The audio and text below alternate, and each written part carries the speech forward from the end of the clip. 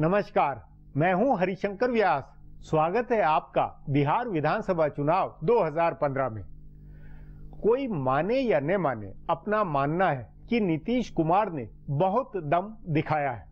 नरेंद्र मोदी के आगे जिस शांत, संयत और कूल अंदाज में उन्होंने महागठबंधन की कमान संभाली हुई है, वह मामूली बात नहीं है। नरेंद्र मोदी के आक्रामक भाषणों के आगे नीतीश कुमार ने सधे हुए अंदाज में जवाब दिए। इससे उनके प्रति अनिवार्यतः पॉजिटिव भाव बना होगा।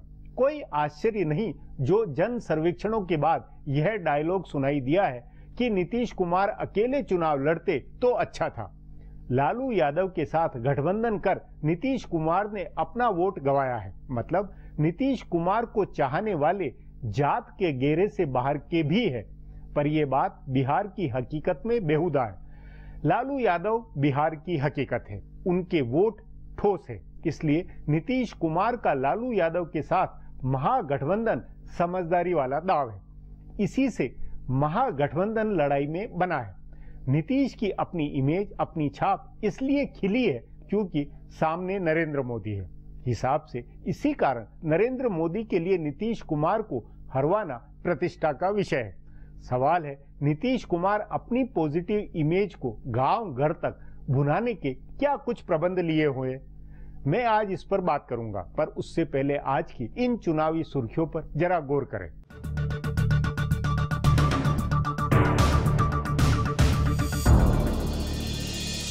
मुख्यमंत्री नीतीश कुमार ने आज बीजेपी नेतृत्व वाले एनडीए पर जोरदार हमला बोला। बछवाड़ा की चुनावी सभा में नीतीश ने कहा कि उनके नेतृत्व वाला महागठबंधन मजबूत है और एकजुट बना हुआ है, जबकि बीजेपी का गठबंधन चुनाव से पहले ही बिखर गया। नीतीश ने कहा कि बीजेपी गठबंधन की पार्टियों ने अलग अलग उम्मीदवारों की सूची जारी की और जिसको जहां से जिसका मन हुआ उसके नाम का ऐलान कर दिया, जबकि महागठबंधन ने एक साथ सारे उम्मीदवारों की सूची जारी की। नीतीश ने नरेंद्र मोदी को निशाना बनाते हुए कहा कि उन्होंने लोकसभा चुनाव में ढेर सारे वादे किए थे, लेकिन एक भी वादा पूरा नहीं किया। उन्होंने संघ पर हमला बोलते हुए कहा कि संघ का काम सिर्फ अफवाह फैलाना है। राजद के विधायक और पूर्व मंत्री राघवेंद्र प्रताप सिंह ने राजद से इस्तीफा दे दिया है और आज उन्होंने समाजवादी पार्टी का दामन थाम लिया। बड़हरा से विधायक राघवेंद्र प्रताप ने राजद छोड़ने के साथ ही लालू प्रसाद के ऊपर कई गंभीर आरोप लगाए। उन्होंने कहा कि लालू प्रसाद ने टिकट बांटने में मनमानी की और 85% टिकट गैर राजनीतिक लोगों को दे दिए। किसी जमाने में लालू के बेहद करीबी रहे राघवेंद्र प्रताप ने यह भी कहा कि लालू आगे चलकर नीतीश कुमार को धोखा देंगे। उन्होंने टिकट बंटवारे में भ्रष्टाचार का आरोप भी लगाया। नरकटियागंज से बीजेपी की निवर्तमान विधायक रश्मि वर्मा को जान से मारने की धमकी मिली है। बीजेपी ने इस बार रश्मि वर्मा को टिकट नहीं दिया, लेकिन बताया जा रहा है कि वो निर्दलीय चुनाव लड़ने की तैयारी कर रही हैं। अज्ञात नाम से भेजी गई धमकी की चिट्ठी में कहा गया है कि अगर वो चुनाव लड़ती हैं तो बच्चियों सहित उनको जान से मार दिया जाएगा। धमकी वाली ये चिट्ठी आज सुबह नरकटियागंज में बीजेपी कार्यालय में मिली। इसके बाद उन्होंने स्थानीय थाने में इसकी शिकायत दर्ज कराई है। रश्मि वर्मा 1.5 साल पहले ही उपचुनाव में इस सीट से जीती थी। बीजेपी के राष्ट्रीय अध्यक्ष अमित शाह कल बिहार जाएंगे। कार्यकर्ता सम्मेलन से वो विधानसभा चुनाव का आगाज करेंगे। माना जा रहा है कि अमित शाह प्रदेश के चुनाव प्रभारी केंद्रीय रसायन एवं उर्वरक मंत्री अनंत कुमार और प्रदेश अध्यक्ष मंगल पांडे के साथ पूरे बिहार में 6 दिनों तक जिला कार्यकर्ताओं का 9 स्थानों पर सम्मेलन करेंगे। शाह अक्टूबर के पहले सप्ताह में 3 चुनावी सभाओं को भी संबोधित करेंगे। इससे पहले प्रधानमंत्री नरेंद्र मोदी 2 अक्टूबर को बांका से चुनावी अभियान का आगाज करेंगे। चुनाव नतीजा चाहे जो हो, नीतीश कुमार का प्रोफाइल बढ़ रहा है। लोकसभा चुनाव में बुरी हार और जीतन राम मांझी के कटु अनुभव के वक्त नीतीश कुमार जिस दशा में आ गए थे, उससे आज वे लाख गुना बेहतर स्थिति में है। इस पर चर्चा के लिए आज मेरे साथ डॉक्टर वेद प्रताप वैदिक और अजीत द्विवेदी है।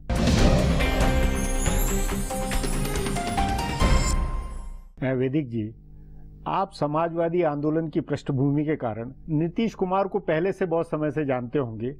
अब ये हाल में इस चुनाव के दौरान उनकी किस तरह की इमेज उभर कर आ रही है? आप उनके बारे में उनकी पर्सनैलिटी का मौजूदा उभार किस तरह उसे लेते हैं? नीतीश बड़े व्यावहारिक है, जिसे अंग्रेजी में कहते हैं ना, प्रैग्मेटिक। राजनीति का जो खेल है जिसमें कि अद्भुत लचीलापन होना चाहिए, वो नीतीश में है। नहीं, लेकिन उसके साथ में ये कि राजनीति की तमाम दिक्कतों, मतलब विकट संकटों के बीच में भी अभी जिस तरह के नरेंद्र मोदी ने हमले बोले हैं वो, उसमें उनकी जो प्रतिक्रिया, उनके जवाब और जो एक नेतृत्व को लेकर जो कुछ उनकी जो कसौटियां या जो कुछ उनका की भूमिका रही है, उसमें तो वो बिल्कुल अलग इमेज में निकल के आते हैं कि भाई नेतृत्व देने में या राजनीतिक संकट के मुकाबले में वो खरे उतरते हैं।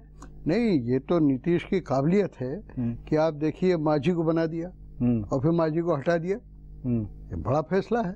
और लालू को पहले निकाल बाहर किया, ये हट गए और फिर जोड़ लिया और निभा रहे हैं सब। नहीं तो ये बतौर राजनीतिक नेता के उनके गुण हैं या उनकी इसको आप किस तरह लेंगे? देखिए, अगर ये दांव सही पड़ जाए तो गुण हो गया, और ये दांव अगर उल्टा पड़ गया तो लोग कहेंगे इसको कुछ नहीं आता है। तो ये तो दांव हैं। अजीत, इसमें वैदिक जी के इस विश्लेषण में दाव के मामले में अभी किस स्थिति में वो है? आपने जो सवाल पहले पूछा वो बहुत उसकी वो तुलना बहुत रोचक है, क्योंकि नरेंद्र मोदी का शुरू से अप्रोच जो है बहुत आक्रामक रहा। उन्होंने जाते ही आक्रमण किया, उन्होंने नीतीश कुमार को अटैक किया, उनके डीएनए पर सवाल उठाए, उनके धोखेबाजियों के किस्से गिनाए और वो तमाम चीजें जो बहुत एग्रेसिव आक्रमण करने का जो होता था। और उसके मुकाबले नीतीश कुमार एकदम एक हम्बल, विनम्र, एक जो सदे हुए राजनेता की जो तरीका होता है उस तरह से उन्होंने रिस्पॉन्ड किया। उन्होंने जो होशियारी नरेंद्र मोदी ने लोकसभा चुनाव में दिखाई थी, आपको ध्यान होगा कि प्रियंका गांधी ने कहा कि भाजपा नीची राजनीति करती है, तो उन्होंने तुरंत उसको जोड़ा कि नीची, उनको जोड़ दिया कि नीची जाति का हूं मैं, तो उन्होंने कहा कि मैं नीची जाति को गाली दी। उन्होंने ऐसा नहीं कहा था। वैसे ही नरेंद्र मोदी ने कहा कि इनके डीएनए में गड़बड़ है, तो नीतीश कुमार ने तुरंत उसको बिहार के डीएनए से जोड़ा और एक बड़ा राजनीतिक आंदोलन खड़ा कर दिया। अभी तक डीएनए के सैंपल पीएमओ तक पहुंच रहे हैं। तो एक जो पॉलिटिकल उसके नाते उन्होंने आक्रमण नहीं किया, लेकिन विनम्रता से हर आक्रमण का जवाब दिया। नहीं तो उस नाते वैदिक जी राजनीतिक चतुराई में और चुनावी रणनीति के रणनीतिकार के नाते तो वो नीतीश कुमार ज्यादा प्रभावी निकलते हैं। आप बिल्कुल ठीक कह रहे हैं, मैं भी यही कह रहा हूँ। नहीं, राजनीति में चतुराई का सबसे ज्यादा महत्व है। जैसा इन्होंने कहा कि मोदी ने जो हमला किया, उस हमले को जिस ठंडाई से उन्होंने लिया और पूरा उन्हीं पे उलट दिया, उसका फायदा तो मिलेगा। जी वैदिक जी, अब एक ब्रेक लेंगे, ब्रेक के बाद बातचीत जारी रखेंगे।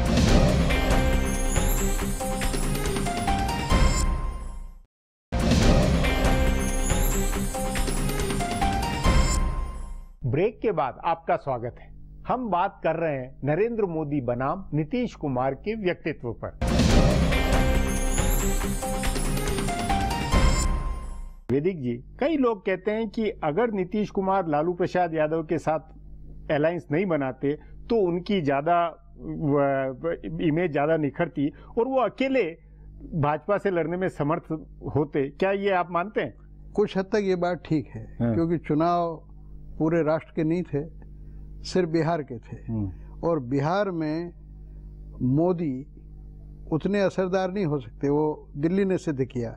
ऐसे में अकेले नीतीश मोदी के मुकाबले बिहार का नेतृत्व करने के लिए अधिक सक्षम दिखाई पड़ते। लेकिन नीतीश ने सोचा कि जातीय फैक्टर तो है ही है, बिहार इसके बिना तो रह नहीं सकता है। लोकसभा के चुनाव में इस फैक्टर ने काम नहीं किया, लेकिन अब करेगा, तो इसीलिए वो लालू को ले आए। तो भारी पड़ सकता है, लेकिन भारी तब पड़े कि जब इन दोनों की टक्कर में भाजपा के पास या दूसरी सारी पार्टियों के पास नीतीश से बड़ा कोई व्यक्तित्व हो। अब किसी व्यक्तित्व को आप प्रोजेक्ट ही नहीं कर रहे हैं तो क्या होना है? अजीत, जो वैदिक जी कह रहे हैं कि लालू भारी पड़ सकते हैं, क्या अभी तक की पिछले 2-3 महीने की गतिविधि लालू भारी होते हुए नजर आते हैं, या कमान और सब तरह से सारी जो मतलब सूत्रधार नीतीश कुमार ही है? ये तो भी दिख रहा है कि सूत्रधार नीतीश कुमार ही हैं। उन्होंने उनको नेता बना दिया गया, मुख्यमंत्री के दावेदार हो गए हैं, कैंपेन भी उन्होंने अपने हिसाब से प्लान किया है। उनकी सरकार ने अब चुनाव की घोषणा के पहले तक तमाम जो बड़ी घोषणाएं की और जो विजन रखा, एक 2025 का एक विजन नीतीश कुमार ने रखा, तो लालू यादव ने उस पर मुहर लगाई। उन्होंने कहा कि जो नीतीश का विजन है वो मेरा भी विजन है। तो एक तरह से कमान में सूत्रधार नीतीश कुमार सूत्रधार की भूमिका निभा रहे हैं और लालू यादव उनको सप्लीमेंट कर रहे हैं, उनकी मदद कर रहे हैं। नहीं तो वैदिक लालू की जो छवि है, राबड़ी की जो छवि है, उस छवि के कारण नीतीश को नुकसान हो सकता है। नहीं, लेकिन आप दूसरी तरफ ये भी कह रहे हैं कि जात राजनीति की वास्तविकता तो यादव वोट और वो है, तो वो तो लेकिन कुल मिलाकर नीतीश कुमार का लालू यादव के साथ अलायंस बनाना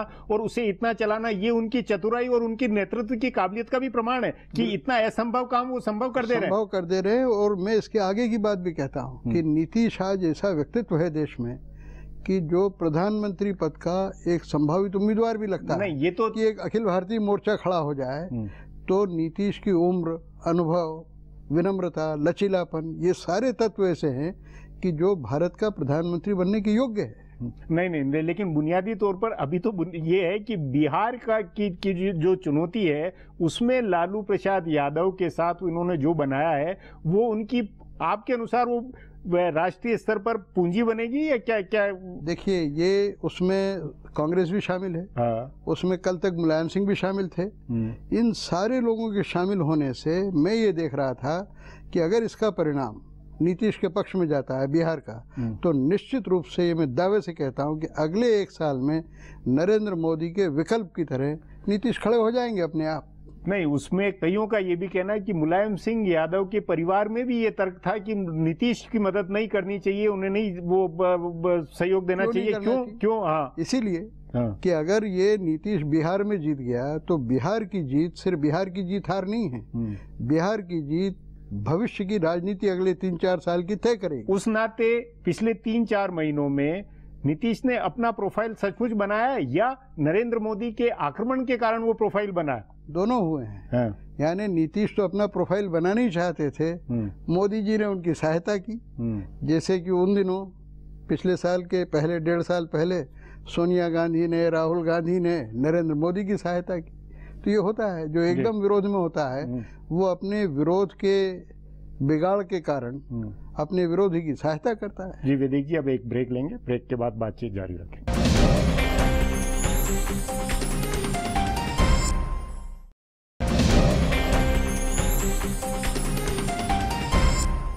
ब्रेक के बाद फिर आपका स्वागत है। नरेंद्र मोदी जितने आक्रामक हैं, नीतीश कुमार उतने ही संयत और शांत दिख रहे हैं। सो ये जानने की कोशिश है कि दोनों में से किसकी ब्रांडिंग बिहार के मतदाताओं को कैसे लुभा रही होगी।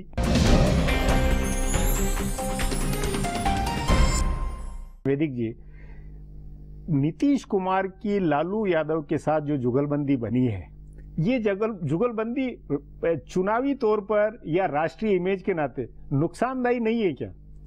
राष्ट्रीय छवि के नाते थोड़ा नुकसान है, लेकिन प्रांतीय चुनाव अगर जीत गए तो फिर नीतीश ही नीतीश हैं। सुशील मोदी भी एक बड़ा तत्व है बिहार में।